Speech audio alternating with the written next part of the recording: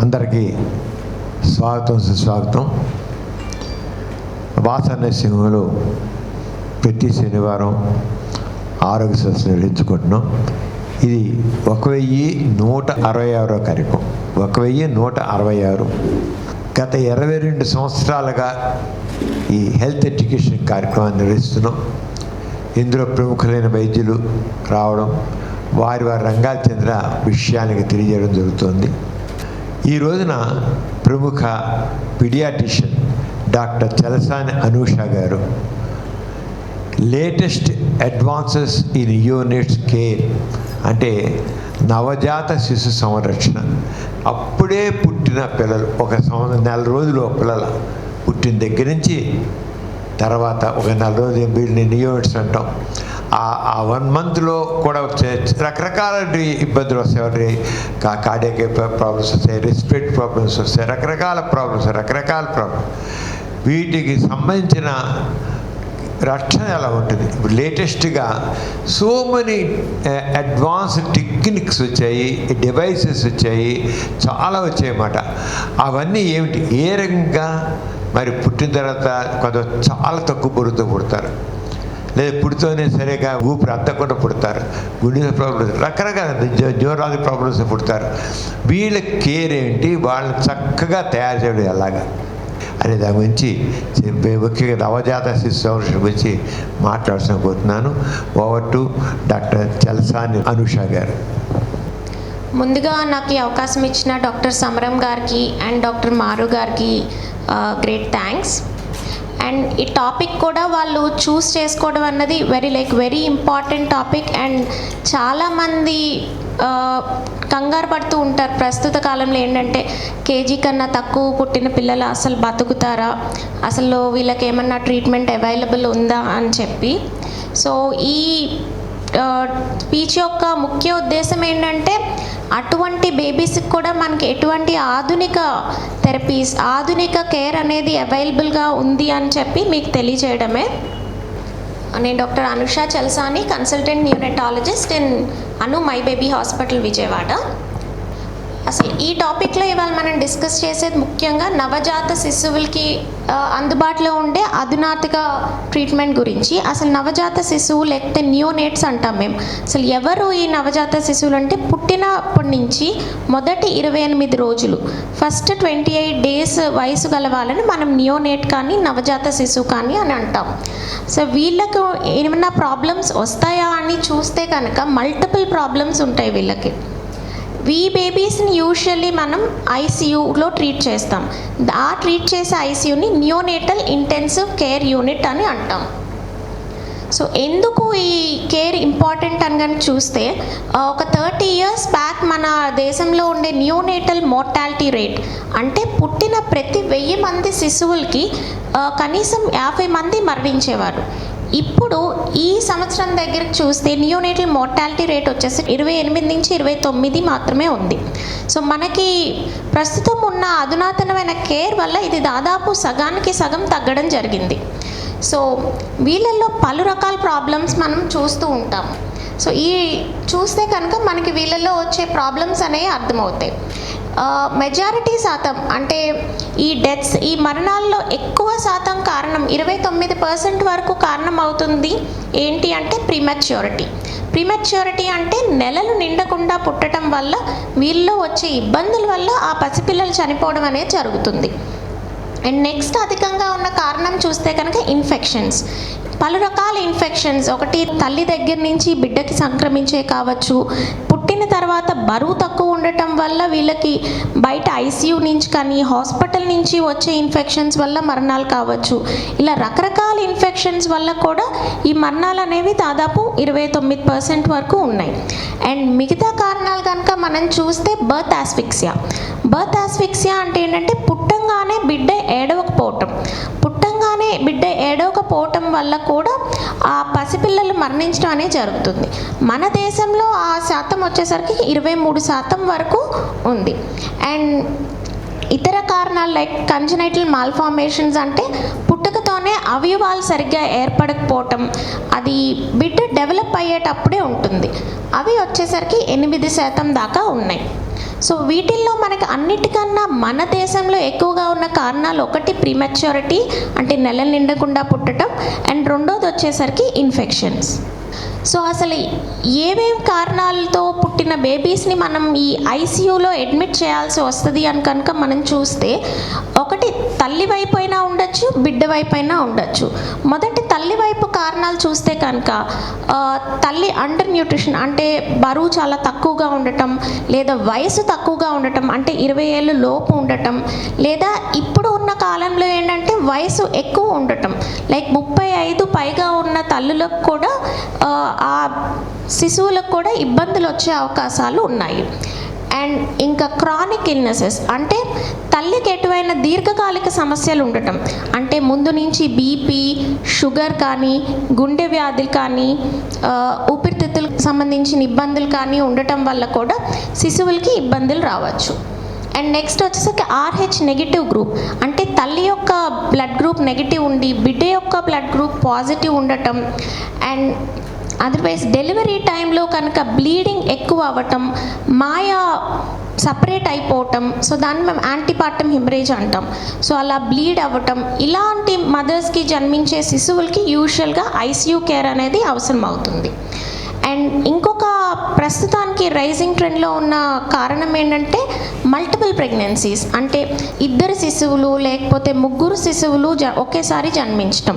Usually ఇప్పుడు ఎక్కువ శాతం మంది IVFకి వెళ్ళటం వల్ల ఈ ట్విన్ ప్రెగ్నెన్సీస్ అండ్ ట్రిప్లెట్ అంటే ఇద్దరు లేదా ముగ్గురు డెలివరీ అవ్వడం అనేది జరుగుతూ ఉన్నది. సో ఇలా ఇద్దరు ట్విన్స్, ట్రిప్లెట్స్ ఈ ప్రెగ్నెన్సీస్లో ఏంటంటే వాళ్ళు ముందుగా జన్మించే అవకాశం ఎక్కువగా ఉంటుంది, అండ్ వీళ్ళు కూడా బరువు తక్కువ ఉండే అవకాశం కూడా ఇంకా ఎక్కువగా ఉంటుంది. సో ఈ శిశువులకు కూడా మనకి ఐసీయూ కేర్ అవసరం అవుతూ ఉంటుంది. సో శిశువుల్లో వచ్చేసరికి ప్రాబ్లమ్స్ కనుక మనం చూస్తే అన్నిటికన్నా ఇంపార్టెంట్ ఏంటంటే ముందు జన్మించడం, so preterm babies. And next వచ్చేసి పోస్ట్ టర్మ్ అంటే 42 వారాలు 40 to 42 వారాల తర్వాత జన్మించిన వాళ్ళకు కూడా కొన్ని ఇబ్బందులు వస్తూ ఉంటాయి. అండ్ నెక్స్ట్ నెలలు నిండినా సరే కొన్నిసార్లు బరువు తక్కువగా ఉంటాం, తల్లి పొట్టలో ఉన్నప్పుడు ఏమన్నా ఇన్ఫెక్షన్స్ ఉండటం వల్ల కొంతమంది బరువు పెరగకపోవటం, వాటిని IUGR బేబీస్ అని అంటూ ఉంటాం. సో అలాంటి బేబీస్కి కూడా ఐసీయూ అవసరం పడుతూ ఉండొచ్చు.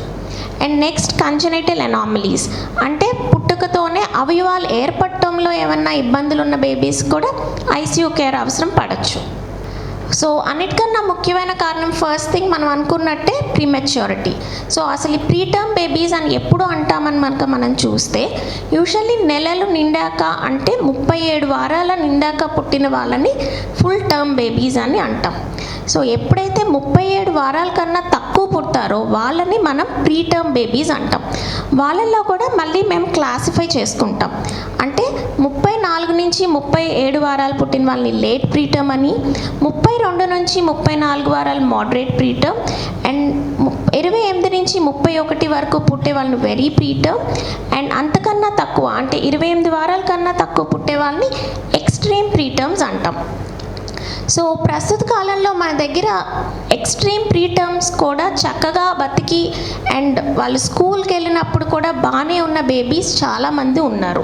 సో ఎప్పుడైతే వీళ్ళకి మనం కరెక్ట్ టైంలో and correct ICU support provide చేయగలుగుతామో అప్పుడు వాళ్ళ అవుట్కమ్స్ అనేవి చాలా బాగుంటాయి. సో ఈ ప్రీటర్మ్స్ అంటే యూజువల్గా 32 వారాలు పైన పడిన వాళ్ళకి ఎక్కువ సపోర్ట్ అయితే అవసరం పడదు. ఎప్పుడైతే 32 వారాల కన్నా తక్కువ అండ్ 1.5 kg బరువు కన్నా తక్కువగా పుడతారో వాళ్ళకి ఇంటెన్సివ్ కేర్ అవసరం అవుతుంది. సో ఇలాంటి బేబీస్ ఎప్పుడైనా సరే ఒక మంచి ఐసీయూ కేర్ ఉన్న చోట డెలివరీ అవటం అన్నది చాలా అవసరం. అది ఎందుకు అన్నది నేను చెప్తాను. సో ఇలాంటి బేబీస్లో ఏంటంటే పుట్టిన ఫస్ట్ మూమెంట్ అంటే ఫస్ట్ బ్రెత్ నుంచి కూడా అది చాలా ముఖ్యం వాళ్ళకి. సో ఈ ఫస్ట్ 1 hour పుట్టిన పుట్టిన దగ్గర నుంచి 1 అవర్ని మనం గోల్డెన్ అవర్ మేనేజ్మెంట్ అని అంటాము. సో ఈ గోల్డెన్ అవర్ మేనేజ్మెంట్లో మనం చేసే ఇంటర్వెన్షన్స్, మనం ఆ బేబీకి అందించే ట్రీట్మెంట్ వల్ల ఆ బేబీ యొక్క అవుట్కమ్ మీద చాలా ఎఫెక్ట్ ఉంటుంది. అంటే బేబీ యొక్క టెంపరేచర్, అంటే ఉష్ణోగ్రత దగ్గర నుంచి అండ్ బేబీకి అందించే పోషణ అండ్ బేబీకి అందించే రెస్పిరేటరీ సపోర్ట్, ఇవన్నీ కూడా బేబీ తొందరగా డిశ్చార్జ్ అవ్వడానికి, బేబీ తొందరగా బరువు పెరగడానికి అన్నిటికీ తోడ్పడతాయి. సో ఆ మొదటి 1 అవర్ అన్నది చాలా ఇంపార్టెంట్. సో అందుకే ఈ గోల్డెన్ అవర్ కాన్సెప్ట్ అనేది వచ్చింది. సో దీంట్లో ఏంటంటే మనం బేబీకి చేసే అన్ని ఇంటర్వెన్షన్స్ కూడా ఆ ఒక వెయిట్ని బట్టి చేస్తూ ఉంటాం. సో దీంట్లో ఏది ఉంటాయన్నది నేను ఎక్స్ప్లెయిన్ చేస్తాను. సో ఫస్ట్ థింగ్, ఎప్పుడైనా మేము ఒక 32 వీక్ లెస్ దాన్ 32 వారాల కన్నా తక్కువ ఉన్న బేబీ యొక్క డెలివరీకి వెళ్ళాలి అంటే ఫస్ట్ ఒక టీమ్ ఏర్పడతాం. అంటే అట్లీస్ట్ ఒక న్యూనటాలజిస్ట్, ఒక డాక్టర్ అండ్ 2 సిస్టర్స్ ఉండేలాగా చూసుకుంటాం. అండ్ డెలివరీకి ముందుగానే గైనకాలజిస్ట్తో మాట్లాడి అండ్ ఏమేం ప్రాబ్లమ్స్ ఉన్నాయో చూసుకొని అండ్ దాన్ని బట్టి పేరెంట్స్కి కూడా మాట్లాడతాం. అండ్ ఫస్ట్ టీమ్ ఆ 4 ఉండటం అన్నది చాలా ఇంపార్టెంట్. అండ్ అదొక్కటే కాకుండా రిససిటేషన్ ఏరియా, అంటే డెలివరీ అవ్వంగానే బేబీని మేము తీసుకునే ఏరియాని రిససిటేషన్ ఏరియా అంటాం. అక్కడ అన్ని ఎక్విప్మెంట్ అన్నీ అరేంజ్ చేసి పెట్టుకుంటాం. ఒకవేళ ట్విన్స్ అయితే కనుక 2 సెట్స్ అరేంజ్ చేసి పెట్టుకుంటాం. అండ్ వీళ్ళని ఈ 32 వారాల కన్నా తక్కువ ఉండే బేబీస్ వాళ్ళ ఉష్ణోగ్రతను వాళ్ళు మెయింటైన్ చేసుకోలేరు. ఏంటంటే తల్లి గర్భంలో ఉన్నప్పుడు వాళ్ళు చాలా వెచ్చగా ఉండటానికి అలవాటు పడి ఉంటారు. సో వెంటనే వాళ్ళని బేబీ బయటకు రాగానే మన బయట నార్మల్ టెంపరేచర్కి వాళ్ళు అడ్జస్ట్ అవ్వలేరు. సో అది అడ్జస్ట్ అవ్వడానికి మనం ఆ బేబీ ఆ ట్రాన్సిషన్కి అనేది హెల్ప్ చేయాల్సి ఉంటుంది. And next thing is communication, అంటే పేరెంట్స్కి ఈ 32 వారాల కన్నా తక్కువ ఉన్న పిల్లలకి ఫస్ట్ పేరెంట్స్తో మాట్లాడతాం. అంటే వాళ్ళ యొక్క సర్వైవల్ రేట్ ఎంత, వాళ్ళకి వచ్చే ఇబ్బందులు ఏంటి, ఎంతకాలం ఎన్ఐసియూలో ఉండవలసి వస్తుంది, వీళ్ళకి ఏమన్నా దీర్ఘకాలిక సమస్యలు వస్తాయా, సో ఇలాంటివన్నీ వాళ్ళని ఎక్స్ప్లెయిన్ చేసి ప్రిపేర్ చేసి ఉంచుతాం. సో దట్ ఏంటంటే వాళ్ళకి అవగాహన ఉంటేనే మేము చేసే ట్రీట్మెంట్ కూడా అర్థమవుతుంది. ఇదేమి 1 రోజు 2 రోజుల్లో అయిపోయే ట్రీట్మెంట్ కాదు. ఒకవేళ 28 వారాల బేబీ కనుక పుడితే కనీసం 4 వారాలు ఐసీయూ స్టే ఉండవలసి వస్తుంది. సో దానికి బేబీకి ఉండే రిస్క్ ఫ్యాక్టర్స్ని బట్టి ఆ పేరెంట్స్ని కౌన్సిల్ చేయాల్సి ఉంటుంది. అండ్ ఎప్పుడైనా వాళ్ళు 32 వారాల కన్నా డెలివరీ తక్కువగా అవుతుంది అంటే కనుక ఎప్పుడైనా ఒక ఎన్ఐసియూ సెటప్ ఉన్న హాస్పిటల్కి వెళ్ళి డెలివరీ అవ్వడం అన్నది చాలా ఇంపార్టెంట్. ఇప్పుడు ఎక్కడో ఊరిలో డెలివరీ అయితే మేము యూజువల్లీ పిక్ చేసుకుంటాం, ట్రాన్స్పోర్ట్ అంబులెన్స్ ఉంటుంది అండ్ ట్రాన్స్పోర్ట్ అంబులెన్స్ ద్వారా పిక్ చేసుకోవచ్చు. కానీ దానివల్ల ఈ మొదటి గంట అనేది మాకు రెడీగా ఉండదు అనమాట. అదే సేమ్ యూనిట్లో డెలివరీ అయితే కనుక ఆ మొదటి గంటలో చేసే ఇంటర్వెన్షన్స్ వల్ల వాళ్ళ హాస్పిటల్ స్టే అన్నది డ్రాస్టిక్గా తగ్గుతుంది. సో ఇది మన ఇండియన్ డేటా, సర్వైవల్ డేటా, అంటే ఎంతమంది శిశువులు ఎన్ని వారాలకి పుడితే ఎంత సర్వైవ్ అయ్యారు అని చెప్పి. సో ఇందులో కనుక చూస్తే ఇప్పుడు ప్రెజెంట్ మనకున్న ఎక్విప్మెంట్స్ బట్టి 30 వారాలకి జన్మించిన శిశువులు కనీసం 80% సర్వైవల్ రేట్ ఉంది. అండ్ ఈవెన్ 25 వారాలకు పుట్టిన బేబీస్లో కూడా 33% సర్వైవల్ రేట్ ఉంది. కానీ ఈ 25 వారాలకి పుట్టిన బేబీస్ ఫస్ట్ అవర్ నుంచి ఎక్కడ ట్రీట్మెంట్ తీసుకున్నారు అండ్ ఏమేమి ఇంటర్వెన్షన్స్ చేశారు అన్నది చాలా ఇంపార్టెంట్. సో అవన్నీ కరెక్ట్గా ఎప్పుడైతే ఉంటాయో అప్పుడు వీళ్ళ సర్వైవల్, అంటే ఈ శిశువుల్లో మనకి ఉట్టి సర్వైవల్ ఒక్కటే కాదు, ఇంటాక్ట్ సర్వైవల్ అంటాం. ఇంటాక్ట్ అంటే వాళ్ళు మిగతా శిశువులతో పాటు నార్మల్గా వాళ్ళ లైఫ్ జీవించగలగాలి, అంటే వాళ్ళకి ఇతర సమస్యలు లేకుండా జీవించగలగాలి. అంటే ఇలా కొంతమంది బరువు తక్కువ పుట్టిన పిల్లలకి దీర్ఘకాలిక ఊపిరితిత్తుల సమస్యలు, కొన్నిసార్లు తలలో రక్తం గడ్డకట్టాలు అండ్ ఎదుగుదల తక్కువ ఉంటాలు, అంగవైకల్యం ఉంటాలు, ఇలాంటివన్నీ చూస్తూ ఉంటాం. ఎప్పుడైతే ఇంటర్వెన్షన్స్ అన్నీ కరెక్ట్గా చేస్తామో అప్పుడు ఆ స్థానాన్ని మనం తగ్గించగలుగుతాం. అండ్ యూజువల్లీ 28 వారాలు అవి లేకుండా కూడా పంపించిన బేబీస్ చాలా ఉన్నాయి. సో నెక్స్ట్ థింగ్, ఇప్పుడు చాలామంది పేరెంట్స్ వచ్చి 25 వారాలకి 24 వారాలకి కూడా డెలివరీ అయిన బేబీస్ని ట్రీట్మెంట్ చేయాలా వద్దా, అని ఈ మల్టిపుల్ ఆప్షన్స్తో వస్తూ ఉంటారు. సో ఇప్పుడు మనం కనుక మన కంట్రీలో ఉన్న గైడ్లైన్స్ ప్రకారం చూసుకుంటే యూజువల్లీ 24 వారాలు పైపడిన బేబీస్ అండ్ 500 గ్రాములు మినిమం ఉన్న బేబీస్ని కంపల్సరీ మేము రిససిటేషన్ కేర్ అంటే ట్రీట్మెంట్ స్టార్ట్ చేసి ప్రొవైడ్ చేయటం వల్ల వాళ్ళకి మంచి అవుట్కమ్స్ ఉండే ఛాన్సెస్ ఉన్నాయి. ఇంకా 24 నుంచి 25 వారాలు మధ్యలో ఉన్న వాళ్ళకి మాత్రం అది ఇంకా పేరెంట్స్ యొక్క డెసిషన్. అంటే ప్రయత్నం మనం చేస్తాము, ఒకవేళ దాని ఫలితం బాగుండొచ్చు లేకపోవచ్చు, కానీ ట్రై అయితే చేయొచ్చు. ప్రస్తుతానికి 22 వారాల కన్నా తక్కువ ఉన్న బేబీస్ మాత్రం మనం ప్రయత్నం కూడా చేయట్లేదు. ఎందుకంటే అలాంటి వాళ్ళల్లో తర్వాత న్యూరో డెవలప్మెంట్ అన్నది అంత ఇదిగా లేదు ప్రస్తుతం ఉన్న మన స్టడీస్లో. సో ప్రస్తుతానికి ఓన్లీ 24 వీక్స్ 24 వారాలు అబవ్ మాత్రం డెఫినెట్లీ రిససిటేషన్ చేస్తాము. అండ్ ఆ ముందు పేరెంట్స్ డెసిషన్ మీద ఆధారపడి ట్రీట్మెంట్ కంటిన్యూ చేయాలా వద్దా అన్నది డిసైడ్ చేస్తాం. సో ఇలాంటి పసిపిల్లల డెలివరీ అనుకుంటున్నప్పుడు అన్నిటికన్నా ముందు అంటే డెలివరీకి ముందు మనం చేసే 2 థింగ్స్ ఉంటాయి. సో అవి ఆ బేబీ యొక్క అవుట్కమ్ కూడా నిర్ధారిస్తాయి. ఒకటి యాంటీనేటల్ స్టెరాయిడ్స్ అంటాము. సో తల్లికి ఎప్పుడైతే అడ్మిట్ అయ్యి ఇలా నొప్పులు వస్తున్నాయి అని అనుకుంటామో అప్పుడు ఈ ప్రీటర్మ్ మదర్స్ అందరికీ, ఇలా డెలివరీ అయ్యే మదర్స్ అందరికీ ఈ యాంటీనేటల్ స్టెరాయిడ్స్ అనే ఇంజెక్షన్స్ ఇవ్వడం వల్ల వాళ్ళ తర్వాత ఉండే ఐసీయూ స్టే తగ్గుతుంది అండ్ వాళ్ళకు వచ్చే ఊపిరితిత్తుల సమస్యలు తగ్గుతాయి. సో ఎక్కువ శాతం ఎక్కడ ప్రీటర్మ్ డెలివరీ ఎక్స్పెక్ట్ చేసినా ఎంత టైం ఉన్నా కానీ ఈ స్టెరాయిడ్ ఇంజెక్షన్స్ అనేవి డెఫినెట్గా ఇవ్వాల్సి ఉంటుంది. అండ్ నెక్స్ట్ వచ్చేసరికి మెగ్నీషియం సల్ఫేట్. ఈ ఇంజెక్షన్ కూడా యూజువల్లీ 32 వారాలు 30 వారాల లోపు డెలివరీ అవుతుంది అనుకున్న మదర్స్కి ఈ ఇంజెక్షన్ స్టార్ట్ చేయడం వల్ల వాళ్ళ మెదడు ఎదుగుదల అది నార్మల్గా ఉంటుంది. అండ్ ఇది చాలా స్టడీస్లో ప్రూవ్ అయి ఉంది. సో ఎప్పుడైతే ఒక నెలలు తక్కువ తల్లి డెలివరీ అవుతుంది అనుకుంటామో అప్పుడు కంపల్సరీ ఈ 2 ఇంటర్వెన్షన్స్ వల్ల వాళ్ళ హాస్పిటల్ స్టే, ఆ పసిపిల్లలకు వచ్చే ఇబ్బందులన్నీ మనం చాలా శాతం తగ్గించవచ్చు. సో తర్వాత డెలివరీ రూమ్ మేనేజ్మెంట్ అంటే ఇప్పుడు మనం డెలివరీ కనుక వెళ్ళాం. సో డెలివరీ రూమ్ దగ్గర ఏమేమి ప్రిపేర్ చేసుకుంటామంటే ఇందాక చెప్పినట్టు టీం అనేది రెడీగా ఉండాలి. అండ్ ముందే కావాల్సిన ఎక్విప్మెంట్ అంటే ఈ బేబీని మేము ఎప్పుడు ఈ ఉష్ణోగ్రత మెయింటైన్ చేయడానికి వార్మర్ కింద తీసుకుంటాం. వార్మర్ అంటే ఏంటంటే ఆ బేబీ యొక్క ఉష్ణోగ్రత మెయింటైన్ చేయడానికి పైనుంచి వేడిని ఇస్తుంది అనమాట. సో అవి అన్నీ ముందే ఆన్ చేసి పెట్టుకుంటాం. అండ్ కావాల్సిన ఎక్విప్మెంట్ అంతా రెడీగా పెట్టుకుంటాం. అండ్ ఏసీ అన్నీ స్విచ్ ఆఫ్ చేసి ఒక పర్టికులర్ టెంపరేచర్ దగ్గర డెలివరీ రూమ్ టెంపరేచర్ కూడా కనీసం 26 పైన ఉండేలాగా చూసుకుంటాం. సో ఈ వీడియో మా హాస్పిటల్లో మేము రిసీవ్ చేసుకున్న ఒక ప్రీటర్మ్ బేబీది. సో ఇందులో కనుక మీరు చూస్తే ఆ శిశువుని ఇది 30 వీక్స్ బేబీ డెలివరీ. సో ఈ శిశువుని రిసీవ్ చేసుకునేటప్పుడు ఒక ప్లాస్టిక్ ర్యాప్లో రిసీవ్ చేసుకున్నాం. సో దట్ ఏంటంటే ఆ బేబీ యొక్క ఉష్ణోగ్రత అనేది మనం రెగ్యులేట్ చేయగలుగుతాం.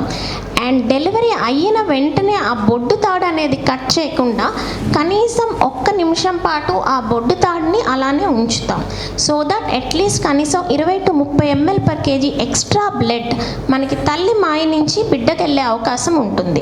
సో దీనివల్ల తర్వాత బిడ్డ యొక్క ఐరన్ స్టోర్స్ బాగుంటాం. అండ్ ఇమ్మీడియట్గా ఐసీయూలో ఉన్నప్పుడు బిడ్డ యొక్క బీపీ అది నార్మల్గా మెయింటైన్ అవ్వడం జరుగుతుంది.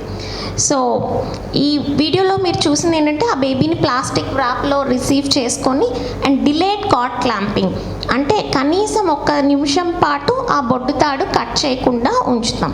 తర్వాత ఇలా తీసుకున్న బేబీని మా రిససిటేషన్ ఏరియాకి షిఫ్ట్ చేస్తాం.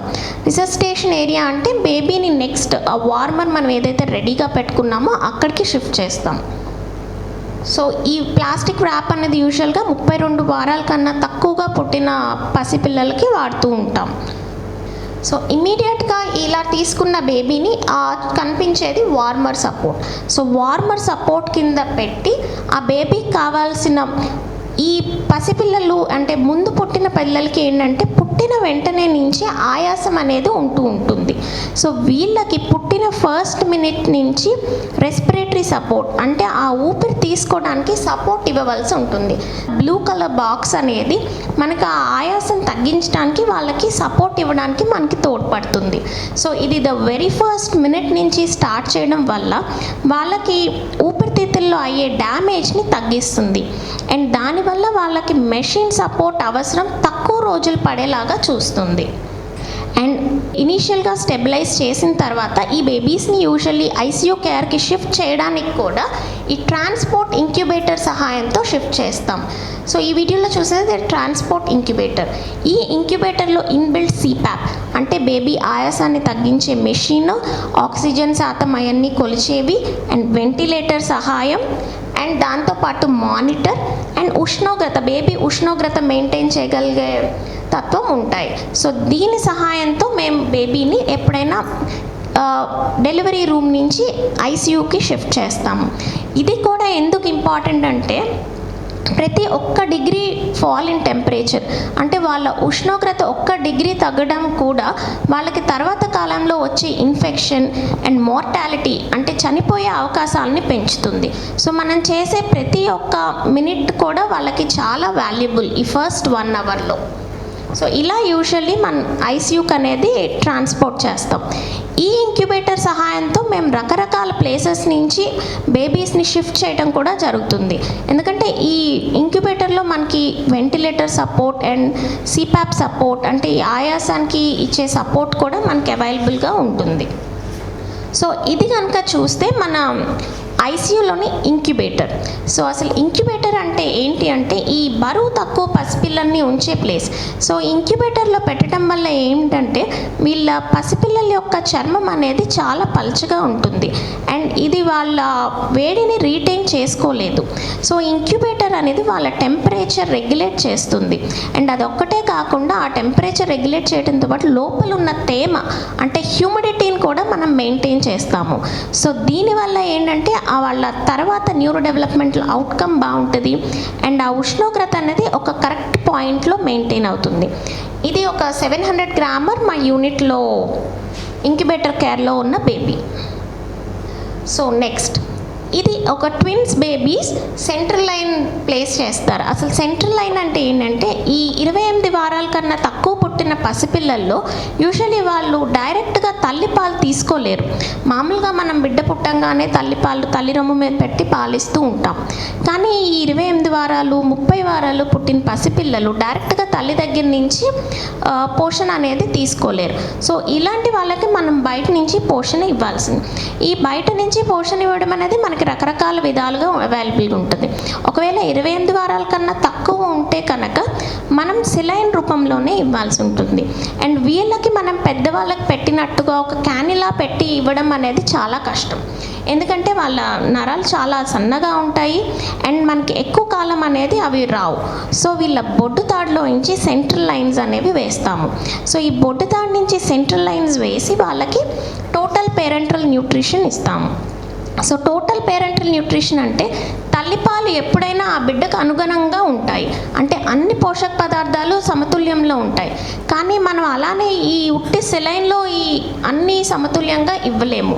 సో దానికోసం మనం ప్రత్యేకించి ఒక ఫ్లూయిడ్ తయారు చేసుకుంటాం. దానిలో ఆ బిడ్డకి సరిపడా క్యాలరీస్, ప్రోటీన్, ఫ్యాట్, అన్ని మినరల్స్, వైటమిన్స్ అన్నీ కరెక్ట్గా ఎగ్జాక్ట్గా ఉండేలాగా చూసుకొని ఆ సెంట్రల్ లైన్ అంటే ఆ బొడ్డు నుంచి వేసిన లైన్లో ద్వారా ఇస్తాము. ఈ పిక్చర్లో మీరు చూస్తుంది యాక్చువల్లీ ట్విన్ బేబీస్ అండ్ ఇది కూడా మనం మొదటి గంటలో కనుక స్టార్ట్ చేసినట్టయితే తర్వాత వాళ్ళ వెయిట్ ఎదుగుదలలో అండ్ వాళ్ళ బ్రెయిన్ ఎదుగుదలలో చాలా తోడ్పడుతుంది. సో మొదటి గంటలో చేయడం అన్నది చాలా ఇంపార్టెంట్.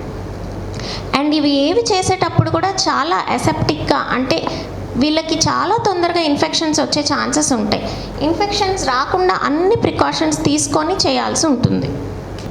సో ఇది టోటల్ పేరెంటల్ న్యూట్రిషన్ అంటే కంప్లీట్ బ్యాలెన్స్డ్ డైట్. సో పెద్దవాళ్ళు ఎలా అయితే బ్యాలెన్స్డ్ డైట్ తీసుకుంటారో పిల్లలకి అలానే ప్రోటీన్, క్యాలరీస్, మినరల్స్, వైటమిన్స్ అన్నీ కలిపి ఒక ఫ్లూయిడ్ చేసి సెంట్రల్ లైన్ ద్వారా ఇస్తూ ఉంటాము. ఈ మెషిన్ వచ్చేసి లామినార్ ఎయిర్ ఫ్లో మెషిన్. ఇందులో ఒక స్పెషల్ అల్ట్రావైలెట్ రేస్ అనేవి ఉంటాయి అండ్ ఈ లామినార్ ఎయిర్ ఫ్లో ఉంటుంది. సో దీంట్లోనే మనం ఈ బేబీస్కి ఏ ఫ్లూయిడ్ ప్రిపేర్ చేసినా, ఇంజెక్షన్స్ కానీ యాంటీబయాటిక్స్ కానీ ఏది చేసినా దీని కింద మాత్రమే చేస్తూ ఉంటాము. సో దీనివల్ల ఏంటంటే ఈ బిడ్డలకు వచ్చే ఇన్ఫెక్షన్ శాతం అన్నది చాలా తగ్గుతుంది.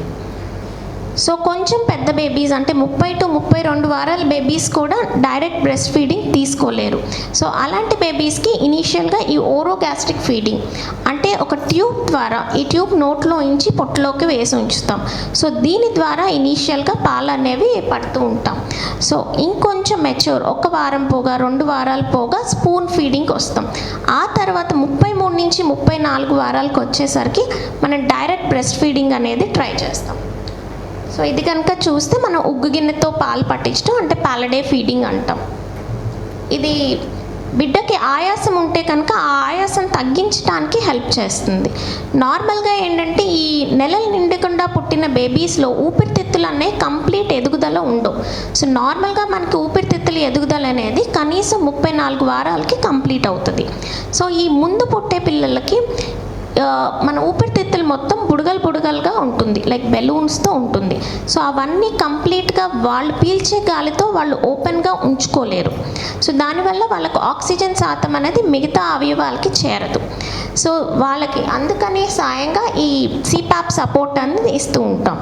ఈ సిపాప్ సపోర్ట్ ఇవ్వడం వల్ల ఆ బేబీస్ యొక్క ఆ ఆల్వియోలై అంటే ఆ బెలూన్స్లా ఉండే వాటిని ఓపెన్ చేసి ఉంచడానికి హెల్ప్ చేస్తుంది. అండ్ మనం ఫస్ట్ మినిట్ నుంచి ఇది స్టార్ట్ చేయడం వల్ల ఏంటంటే డ్యామేజ్ అవ్వకుండా హెల్ప్ చేస్తుంది. ఇప్పుడు ఇనీషియల్ 4 గంటలు ఏమీ సపోర్ట్ ఇవ్వకుండా వదిలేసినట్టయితే కనుక ఆల్వియోలై అన్నది కొలాప్స్ అయిపోయి ఒకటిదానికొకటి అంటుకొని అక్కడ డ్యామేజ్ అయ్యే ఛాన్స్ ఉంటుంది.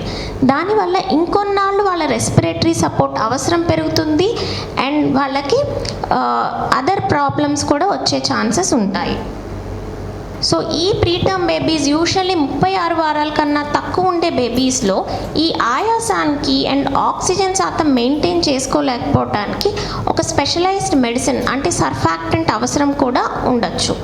సో ఏంటంటే నార్మల్గా 34 వారాల తర్వాత డెలివరీ అయ్యే బేబీస్కి ఈ సర్ఫాక్టెంట్ అనేది వాళ్ళ ఊపిరితిత్తుల్లోనే ఇన్హరెంట్గా ఉంటుంది. కానీ ఈ ముందు పుట్టే బేబీస్కి ఏంటంటే ఇది తక్కువ మోతాదులో ఉంటుంది. సో దీన్ని కొన్నిసార్లు వాళ్ళకు ఆక్సిజన్ శాతం కనుక ఎక్కువ ఉంటే మనం బయట నుంచి ఇవ్వాల్సిన అవసరం ఉంది. సో ఫస్ట్ 24 గంటల్లో ఒకవేళ వాళ్ళకి ఆక్సిజన్ శాతం ఎక్కువగా ఉంటే కనుక మేము ట్యూబ్ వేసి ఊపిరితిత్తుల్లోకి ఈ సర్ఫాక్టెంట్ అనే మెడిసిన్ ఇవ్వడం ద్వారా ఆ ఆల్వియోలై అనే వాటిని ఓపెన్ చేసి ఉంచుతాము. సో నెక్స్ట్ ఈ ప్రీటర్మ్ బేబీస్లో వచ్చే గుండె సమస్యలు. యూజువల్లీ మనకి తల్లి గర్భంలో ఉన్నప్పుడు కొన్ని కనెక్షన్స్ ఉంటాయి. అవి డెలివరీ అయిన మొదటి 2-3 రోజులకి నెలలు నిండిన బేబీస్కి మూసుకుపోతాయి. కానీ ఈ నెలలు తక్కువ నిండే ప్రీటర్మ్ బేబీస్కి అవి మూసుకునే ఛాన్సెస్ చాలా తక్కువ. సో వీటిని మనం పేటెంట్ డక్టస్ ఆర్టీరియోసిస్ అంటాం. ఇది 2 రక్తనాళాలకు ఉండే కనెక్షన్. తల్లి గర్భంలో ఉన్నప్పుడు మనకి రక్త సరఫరా అన్నది దీని ద్వారా అవుతుంది. కానీ డెలివరీ అయ్యాక ఇవి మారుతూ ఉంటాయి. సో డెలివరీ అయ్యాక ఇది మూసుకుపోవాల్సిన అవసరం ఉంది. కానీ ఈ ప్రీటర్మ్ బేబీస్కి ఏంటంటే ఇది మూసుకుపోయే అవకాశాలు కొంచెం తక్కువ. సో దీన్ని మనం ఎప్పటికప్పుడు మానిటర్ చేసుకుంటూ ఉండాలి. అండ్ వీటి వల్ల బిడ్డకి ఆయాసం పెరిగే ఛాన్సెస్ కొన్నిసార్లు ఊపిరి ఆపేసుకోవటము, బీపీ పడిపోవటము లాంటి ఇబ్బందులు రావచ్చు. సో దీన్ని ఎప్పటికప్పుడు మనం మానిటర్ చేసుకొని అండ్ ఇది కంటిన్యూస్గా మానిటర్ చేయడానికి ఈ లెఫ్ట్ సైడ్ ఉన్నది 2D ఈకో మిషన్. సో కంటిన్యూస్గా ఎప్పటికప్పుడు బిడ్డ యొక్క గుండె స్థాయిని చూసుకొని దాని ప్రెషర్స్ చూసుకొని అండ్ ట్రీట్మెంట్ ఏమన్నా అవసరం ఉందా లేదా అన్నది గమనిస్తూ ఉంటాము. సో దీనికి కనుక బిడ్డలో ప్రాబ్లం దీనివల్ల వస్తూ ఉంటే కనుక ముందు మనకి మెడికల్ మేనేజ్మెంట్ అవైలబుల్గా ఉంది. మెడికల్ మేనేజ్మెంట్ అంటే ఓరల్ డ్రగ్స్ ఇస్తాము. సో దానితో మూసుకుంటుందా లేదా అని ప్రయత్నిస్తాము. కానీ కొన్నిసార్లు 28 వారాల కన్నా తక్కువ పుట్టిన పిల్లల్లో యూజువల్లీ ఇది మూసుకుపోయే ఛాన్సెస్ తక్కువ తక్కువగా ఉంటాయి. సో వీళ్ళకి సర్జికల్ మేనేజ్మెంట్ అనేది అవసరపడుతూ ఉంటుంది. సో ఈ రైట్ సైడ్ పిక్లో మీరు చూస్తుంది మా ఐసీయూలో ఒక 27 వీకర్ బేబీకి 700 గ్రామ్స్కి ఈ డక్ట్ క్లోజర్ అంటే సర్జికల్ లైగేషన్ అనేది చేస్తాము. సో ఇప్పుడు మనకున్న అడ్వాన్సెస్లో ఏంటంటే bed side cardiac surgery, NICU లోపలే కార్డియాక్ సర్జరీ కూడా చేయడం. సో వీటిని మనం లెవెల్ 4 ఎన్ఐసియూస్ అని అంటూ ఉంటాం. సో ఇది పీడిఏ లైగేషన్ చేసిన ఒక baby.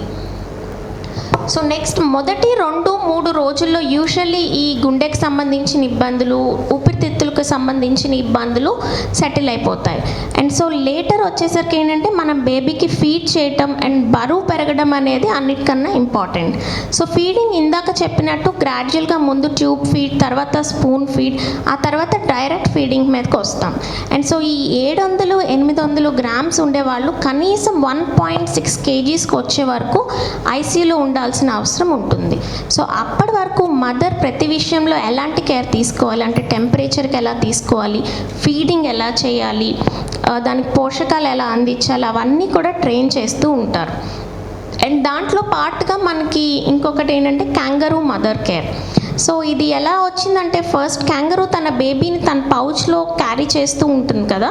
So it is similar to that.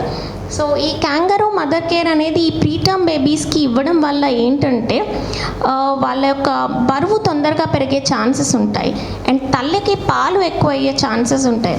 And దీనివల్ల బిడ్డ బరువు, తల కొలత అండ్ లెంత్ కూడా తొందరగా పెరిగే ఛాన్సెస్ ఉంటాయి. అసలు దీంట్లో ఏం చేస్తారు అంటే ఆ బేబీని తల్లి యొక్క ఛాతీ మీద పడుకోబెట్టి క్లోజ్గా పెట్టి, సో ఈ పిక్చర్లో మీరు చూడొచ్చు. సో తల్లి యొక్క రొమ్ముల మధ్యన బిడ్డను పడుకోబెట్టి ఉంచుతాము. సో ఇది రోజులో ఎంత ఎక్కువసేపు ఇస్తే బిడ్డకి అంత మంచిది. సో మనం ఎలా అయితే వార్మర్ కింద పెట్టి బిడ్డ ఉష్ణోగ్రతను రెగ్యులేట్ చేస్తున్నామో ఇది కాస్ట్ ఫీజిబుల్ మెథడ్. ఈ క్యాంగరూ మదర్ కేర్ వల్ల ఏంటంటే అంత తొందరగా బేబీ తన టెంపరేచర్ మెయింటైన్ చేయగలదు అండ్ తొందరగా బరువు పెరిగే అవకాశం కూడా ఉంటుంది. ఇప్పుడు ఉన్న ప్రతి ఎన్ఐసియూస్లో అంటే బేబీ కొంచెం స్టేబుల్ అవ్వగానే కంగరూ మదర్ కేర్ని స్టార్ట్ చేస్తాము. సో ఇది ఓన్లీ తల్లి ఒక్కటే కాదు, తల్లి కానీ తండ్రి కానీ వాళ్ళ ఇంట్లో గ్రాండ్ పేరెంట్స్, అమ్మమ్మ వాళ్ళు ఎవరు ఉంటే వాళ్ళు ఈ బేబీకి క్యాంగరూ కేర్ అనేది ప్రొవైడ్ చేయొచ్చు. రోజులో ఎంత ఎక్కువసేపు ప్రొవైడ్ చేస్తే బేబీకి అంత మంచిది. సో ఈ పిక్ చూస్తున్నది మీరు ఒక 950 గ్రామ్ బేబీ యొక్క మదర్ కంగరూ మదర్ కేర్ ఇవ్వడం. సో ఇప్పటి వరకు మనం చూసినవి అన్నీ ఈ ప్రీ టర్మ్ బేబీస్లో వచ్చే ప్రాబ్లమ్స్.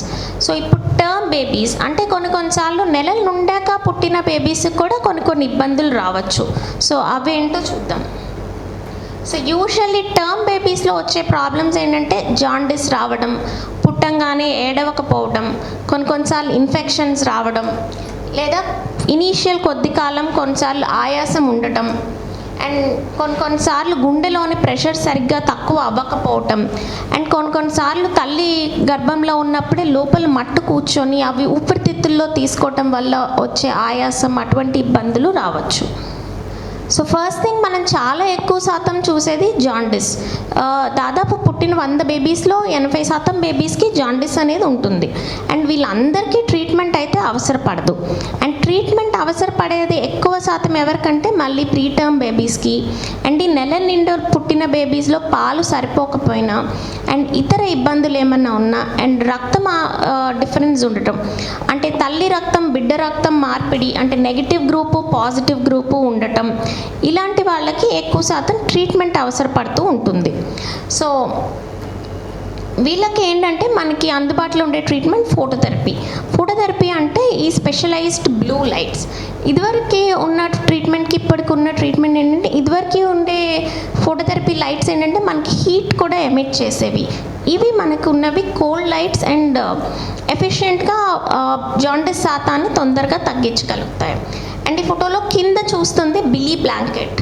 సో ఈ బిలీ బ్లాంకెట్ అనేది బిడ్డ యొక్క కింద పరచడం వల్ల ఏంటంటే ఆ జాండిస్ శాతాన్ని తొందరగా తగ్గించగలే అవకాశం ఉంటుంది. సో ఇది నార్మల్గా కాకుండా కొంచెం ఎక్కువ జాండిస్ ఉన్న బేబీస్కి చాలా ఉపయోగపడుతుంది. అండ్ యూజువల్లీ ఈ ఫోటోథెరపీ అనేది ఏం చేస్తుందంటే ఈ జాండిస్ని ఈ బిలిరూబిన్ అనే దాన్ని ఎక్కువ అవ్వటం వల్ల రక్తంలో ఈ జాండిస్ అనేది వస్తుంది. సో దాన్ని కన్వర్టబుల్ ఫామ్లోకి మార్చి యూరిన్లో మోషన్లో బయటకు పంపించే హెల్ప్ చేస్తుంది. సో యూజువల్లీ ఓన్లీ ఈ జాండిస్ ఉన్న పెద్ద బేబీస్ని ఐసీయూలో పెట్టి ట్రీట్ చేయాల్సిన అవసరం లేదు. యూజువల్లీ తల్లి పక్కనే ఉంచి ఫోటోథెరపీని అందిస్తూ ఉంటాము. కానీ కొన్నిసార్లు ఈ రక్తం డిఫరెన్స్ ఉన్న బేబీస్ అండ్ జాండిస్ వాల్యూస్ చాలా ఎక్కువ ఉన్న పేషెంట్స్కి మాత్రం ఒక స్పెషల్ ట్రీట్మెంట్ అవసరపడుతూ ఉంటుంది. దీన్ని ఎక్స్చేంజ్ ట్రాన్స్ఫ్యూషన్ అంటాం. అంటే రక్త మార్పిడి. బేబీ యొక్క రక్తం మొత్తం తీసి మళ్ళీ వేరే కంపాటబుల్ రక్తాన్ని ఎక్కించవలసి ఉంటుంది. సో ఇది ఇలాంటి ఇతర ఇబ్బందులు ఉన్న బేబీస్లో మనం చూస్తూ ఉంటాము. సో ఇక్కడ కనుక మీరు చూస్తే ఆ బొడ్డు తాడులో నుంచి లైన్స్ వేసి బేబీ యొక్క రక్తాన్ని ఎక్స్చేంజ్ చేస్తూ ఉంటాము. ఇది యూజువల్లీ తల్లి యొక్క రక్తం నెగిటివ్ ఉండి బిడ్డ యొక్క రక్తం పాజిటివ్ ఉండి అండ్ రెండో ప్రెగ్నెన్సీ అయితే కనుక ఎక్కువ శాతం చూస్తూ ఉంటాం. ఈ జాండిస్ని వెంటనే కనుక తగ్గించకపోతే అది బిడ్డ యొక్క మెదడు మీద ప్రభావం చూపించే అవకాశం ఉంటుంది. సో అందుకని ఈ ఎక్స్చేంజ్ ట్రాన్స్ఫ్యూషన్ అనేది చాలా ఇంపార్టెంట్. కానీ ఇప్పుడు మనకి అన్ని పెరిఫరల్ సెంటర్స్లో ఫోటోథెరపీస్ ఉండటం వల్ల ఈ స్థాయిలో ఉండే జాండిస్ అనేవి కొంచెం తక్కువగానే ఉన్నాయి. కానీ ఎప్పుడు జాండిస్ ఉన్నా కూడా నిర్లక్ష్యం చేయకుండా వెంటనే మీ డాక్టర్ని కన్సల్ట్ అవ్వడం మాత్రం వెరీ ఇంపార్టెంట్. ఎందుకంటే దాని స్థాయి ఒక వాల్యూ కన్నా ఎక్కువగా పెరిగితే అది బ్రెయిన్కి ఎఫెక్ట్ అయ్యే ఛాన్సెస్ ఉంటాయి. సో నెక్స్ట్ ఇందాక చెప్పింది పుట్టంగానే ఏడవకపోవటం. దీన్ని మేము బర్త్ ఆస్ఫిక్సియా అని అంటూ ఉంటాం. యూజువల్లీ కొన్నిసార్లు పిల్లలు నార్మల్గా పుట్టంగానే ఏడవడం వాళ్ళంతటి వాళ్ళు బ్రీతింగ్ తీసుకోవడం అనేది జరుగుతూ ఉంటుంది. సో కొన్నిసార్లు బేబీ రెడీగా లేకపోయినా తల్లి కడుపులో ఉన్నప్పుడు ఏమన్నా ఇబ్బందులు అంటే డ్యూరింగ్ ద డెలివరీ ప్రాసెస్ అంటే బిడ్డకి మాయ నుంచి రక్తం సరిగ్గా అందకపోయినా ఆక్సిజన్ సరిగ్గా అందకపోయినా పుట్టాక ఏంటంటే ఏడవకపోవటం లాంటి ఇబ్బందుల్ని మనం చూస్తూ ఉంటాం. సో ఇటువంటి బేబీస్కి కూడా మొదటి నిమిషం నుంచి సపోర్ట్ అనేది అవసరం అవుతుంది. సో ఒకవేళ అలాంటి డెలివరీ కనుక అయితే కనుక ఆ బేబీకి ముందు నుంచి మనం ఇంటిబేట్ చేసి మనం బేబీ కనుక ఊపిరి తనంతట తను తీసుకోకపోతే మనం బయట నుంచి వెంటిలేటర్ సహాయంతో ఊపిరి ఇవ్వాల్సి ఉంటుంది. అండ్ మొదటి 2-3 నిమిషాలు అయితే పర్లేదు. అది ఒకవేళ టైం ఎక్స్టెండ్ అయ్యే కొద్దీ బేబీ బ్రెయిన్ మీద ఎఫెక్ట్ అనేది ఎక్కువ ఉంటుంది. యూజువల్లీ పుట్టంగానే ఏడవడం అంటే ఏంటంటే ఊపిరితిత్తులు పనిచేస్తున్నాయని అండ్ బిడ్డ యొక్క మెదడుకి ఆక్సిజన్ శాతం అందుతుంది అని. ఒకవేళ ఏడవట్లేదు అంటే ఆ ఆక్సిజన్ సరఫరా మెదడుకి అనేది తక్కువగా అందుతుందని. దీనివల్ల రక్తంలో యాసిడ్ శాతం పెరిగిపోతుంది అండ్ ఫర్దర్ మిగతా అన్ని ఆర్గన్స్ కూడా ఎఫెక్ట్ అయ్యే అవకాశం ఉంటుంది. యూజువల్లీ ఇలా పుట్టంగానే ఏడవని పిల్లలకి మెదడు డ్యామేజ్ అయ్యే అవకాశం అండ్ తర్వాత ఫిట్స్ వచ్చే అవకాశం అనేది ఉంటుంది. సో వీళ్ళకి మనం అవైలబుల్ ఉన్న కొత్త ట్రీట్మెంట్ ఏంటంటే థెరపటిక్ హైపోథర్మియా. అంటే this is cooling therapy. So బేబీని కంప్లీట్గా 33.5 డిగ్రీ సెంటిగ్రేడ్ దగ్గరగా కూల్ చేస్తాము. ఆ కూలింగ్ థెరపీ వల్ల ఏంటంటే ఆ బిడ్డ మెదడుకి అయ్యే ఫర్దర్ డ్యామేజ్ అనేది మనం ఆపగలుగుతాము అండ్ దీనివల్ల ఫర్దర్ కాలంలో వచ్చే అంగవైకల్యాన్ని తగ్గించగలుగుతాం. కానీ దీనికి వచ్చిన ప్రాబ్లం ఏంటంటే ఇది కేవలం మొదటి 6 గంటల లోపు మాత్రమే స్టార్ట్ చేయాల్సి ఉంటుంది. సో మొదటి 6 గంటల లోపు స్టార్ట్ చేస్తేనే దీన్ని ఎఫెక్టివ్నెస్ అనేది మనకు ఉంటుంది. దీన్ని థెరపటిక్ హైపోథర్మియా అంటాం. యూజువల్లీ ఇది 3 రోజుల పాటు పడుతుంది. సో 72 అవర్స్ పట్టు బిడ్డని ఆ కూలింగ్ థెరపీలో ఉంచి మళ్ళీ నార్మల్ రీవార్మింగ్ చేసి అంటే నార్మల్ టెంపరేచర్కి తీసుకువస్తాము. సో దీనివల్ల ఫర్దర్ అయ్యే డ్యామేజ్ని మనం అరికట్టగలుగుతాము. అండ్ యూజువల్లీ ఇలాంటి బేబీస్లో కొన్ని ఇతర సమస్యలు అంటే ఫిట్స్ రావడం లాంటివి మనం చూస్తూ ఉంటాము. సో ఈ ఫిట్స్ అనేవి యూజువల్లీ ఇలాంటి బేబీస్కి మనకి బయటకు కనిపించవు. సో లోపల బ్రెయిన్లోనే ఫిట్స్ వస్తూ ఉంటాయి. సో అవి మనం డిటెక్ట్ చేయడానికి ఇది మన థెరపటిక్ హైపోథర్మియా మిషన్. ఇందులో మనం వాటర్ సర్క్యులేట్ చేస్తే దానంతట అదే బేబీ కింద ఒక మ్యాట్ లాగా పెట్టి ఉంచుతాము. సో దానంతట అదే బేబీ యొక్క టెంపరేచర్ని 33.4 డిగ్రీ సెంటిగ్రేడ్ దగ్గర ఉంచుతుంది. సో ఈ ఫిట్స్ అనేది మనం డిటెక్ట్ చేయడానికి ఇది AEEG, యాంప్లిట్యూడ్ ఇంటిగ్రేటెడ్ EEG అంటాము. సో ఇది ఈ రెండు ఏంటంటే ఒకటి కుడి పక్కన బేబీ బ్రెయిన్ భాగం అండ్ ఇదేమో ఎడమ పక్కన భాగం. సో ఇందులో ఏమన్నా ఫిట్స్ వస్తున్నాయా అన్నది మనం ఈ మిషన్లో తెలుసుకోవచ్చు.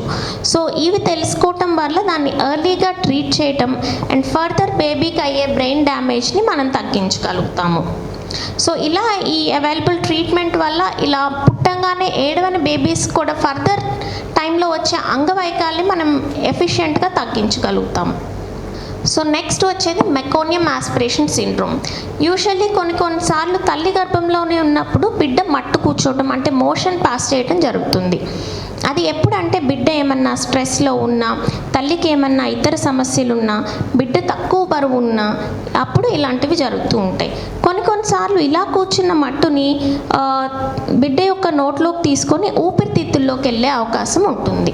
సో ఇలా తీసుకున్న మట్టు లోపలికి వెళ్ళి ఊపిరితిత్తుల్ని డ్యామేజ్ చేసే ఛాన్స్ ఉంటుంది. సో దీనిని ఒకసారి వెళ్ళిన మట్టుని మనం ఏమీ చేయలేం, కానీ అది అబ్జార్బ్ అయిపోవడానికి లైక్ 3 to 5 days టైం పడుతుంది. సో అప్పటి వరకు ఇలాంటి బేబీస్ అనేది మనం సపోర్టివ్ ట్రీట్మెంట్ ఇవ్వగలుగుతాము. సో ఈ మట్టు లోపలికి వెళ్ళడం వల్ల ఏంటంటే కొన్ని ఆల్వియోలై, ఇందాక నేను చెప్పిన ఊపిరితిత్తుల్లో ఉండే బెలూన్ లాంటివి మూసుకుపోయే అవకాశం ఉంటుంది. దానివల్ల ఆక్సిజన్ సరఫరా అనేది సరిగ్గా జరగదు. అండ్ కొన్నిసార్లు లోపల ఇన్ఫెక్షన్ కాజ్ చేసే ఛాన్స్ ఉంటుంది. అండ్ కొన్నిసార్లు ఇందాక నేను ఏదైతే చెప్పాను సర్ఫాక్టెంట్ని ఇది పని చేయకుండా చేసే ఛాన్స్ ఉంటుంది. సో ఇలాంటి బేబీస్ ఒకవేళ మట్టు లోపలికి తీసుకొని ఆయాసం ఉంటే కనుక వాళ్ళకి ICU కేర్ అనేది చాలా ఇంపార్టెంట్. సో వీళ్ళకి జస్ట్ సపోర్టివ్ మేనేజ్మెంట్ అంటే ఆయాసం తగ్గే వరకు, అది మొత్తం బయటకు వచ్చే వరకు వెంటిలేటరీ సపోర్ట్ ఇవ్వాల్సి ఉంటుంది. ఒకవేళ ఆక్సిజన్ శాతం చాలా ఎక్కువ ఉండి ప్రెషర్స్ చాలా ఎక్కువ ఉంటే కనుక బయట నుంచి ఆ సర్ఫాక్టెంట్ అనే మందు కూడా అవసరపడవచ్చు. అండ్ వీళ్ళల్లో ఏంటంటే నార్మల్గా డెలివరీ అయ్యాక తగ్గాల్సిన గుండె ప్రెషర్స్ అనేవి సాధారణంగా తగ్గవు. సో కొన్నిసార్లు చాలా ఎక్కువగా ఉండే ఛాన్స్ ఉంటుంది. సో అలా కొన్నిసార్లు ఎక్కువగా ఉంటే కనుక వాళ్ళకి స్పెషలైజ్డ్ గ్యాస్ అనేది ఒకటి ఉంటుంది, ఇన్హేల్ నైట్రిక్ ఆక్సైడ్. సో మనం వెంటిలేటర్తో పాటు ఈ గ్యాస్ని మనం ఊపిరితిత్తుల్లోకి ఇస్తూ ఉంటాము. సో అలా ఊపిరితిత్తుల్లోకి ఇవ్వడం ద్వారా ఈ ప్రెషర్ అనేది మనం తగ్గించగలుగుతాం, ఈ గుండె యొక్క ప్రెషర్స్ అనేవి తగ్గించగలుగుతాం. సో దానివల్ల బేబీ ఎర్లీ రికవరీ అయ్యే ఛాన్స్ ఉంది. సో ఇది ఆ SLE ఐనోసిస్ మెషిన్. అండ్ దీని ద్వారా మనం ఆ స్పెషలైజ్డ్ నైట్రిక్ ఆక్సైడ్ అనే గ్యాస్ని బేబీకి అందించడం ద్వారా సో తొందరగా ప్రెషర్స్ తగ్గించి ఎర్లీ రికవరీ ఛాన్సెస్ ఉంటాయి.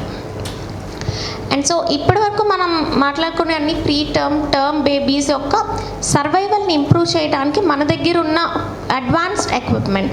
సో వీటన్నిటితో కనుక మనం early treatment and correct place and correct టైంలో ట్రీట్మెంట్ కనుక బేబీస్కి అందించగలిగితే వాళ్ళు ఇంటాక్ట్ సర్వైవల్ని ఎక్స్పెక్ట్ చేయొచ్చు. సర్వైవల్ కన్నా ఇంపార్టెంట్ థింగ్ అంటే ఇంటాక్ట్ సర్వైవల్. అంటే వాళ్ళకి తర్వాత కాలంలో అంగవైకల్యం లేకుండా ఉండాలి, లేకపోతే అది ఫ్యామిలీకి కూడా బర్డెన్ అవుతుంది. సో నేను చెప్పినవన్నీ ఈ బేబీస్ యొక్క ఫ్యూచర్కి హెల్ప్ అవుతూ ఉంటాయి. So thank you everyone. Thank you doctor Chalasa Anusha గారు, చాలా చక్కగా చెప్పారు madam. Wonderful, thank you. Best ఎవరు డాక్టర్ మారు గారు వందనం చేస్తారు. డాక్టర్ అనుష గారికి చాలా థ్యాంక్స్. ఎందుకంటే మనకి చిన్న పిల్ల అంటే నెలలు నిండకుండా పుట్టిన పిల్లలతో ఎదురుకు ఇప్పుడు సమరం గారు చాలా చక్కగా చెప్పారు. మనకి చాలా పెద్ద ప్రాబ్లం ఉండేది, పెద్ద అయ్యాక కూడా వాళ్ళతో ప్రాబ్లం ఉండేది. కానీ ఇప్పుడు మెడికల్ సైన్స్ ఎంత అడ్వాన్స్ అయిందంటే వాళ్ళకి పుట్టంగానే కనుక కేర్ తీసుకున్నట్లయితే పెద్ద అయ్యాక కూడా వాళ్ళు నార్మల్గా ఉంటారు. నియోనేట్స్కి తీసుకునే జాగ్రత్తల గురించి చాలా చక్కగా చెప్పారు. అందుకని థ్యాంక్ యూ వెరీ మచ్ అండి మీకు.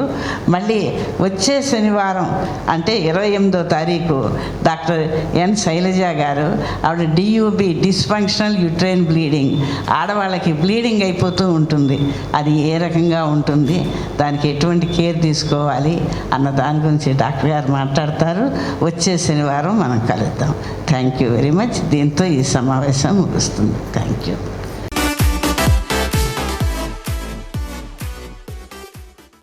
ఈ కార్యక్రమం మీకు ఎంతో నచ్చింది కదా. ఇటువంటి మరిన్ని వీడియోల కోసం 18 కోట్లకు పైన వ్యూస్ సాధించిన డాక్టర్ సమరం మల్టీ ఛానల్ నెట్వర్క్ సమర్పించు గోరా ఆరోగ్యం ఛానల్ కు సబ్స్క్రైబ్ చేయండి. అలాగే ప్రక్కనున్న గంట సింబల్ ని ప్రెస్ చేయడం మర్చిపోకండి. Please download Samaram multi-channel app and watch your favorite channels from your mobile. App available on Google Play Store and subscribe to the channels.